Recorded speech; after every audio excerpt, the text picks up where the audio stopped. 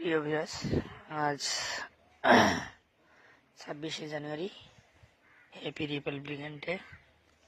তো আজকে আমি দেখাবো যে এই যে সার্ভিস তারটা যদি খারাপ হয়ে যায়, সার্ভিস তার কিন্তু কিছুদিন পরে খারাপ হয়ে যায়, এটা 100%। ভেতরে ভেতরে কভারগুলো মানে ফেটে ফেটে শর্ট হয়ে থাকে, এর কারণে অনেক সময় অনেক প্রবলেম হয়ে যায়।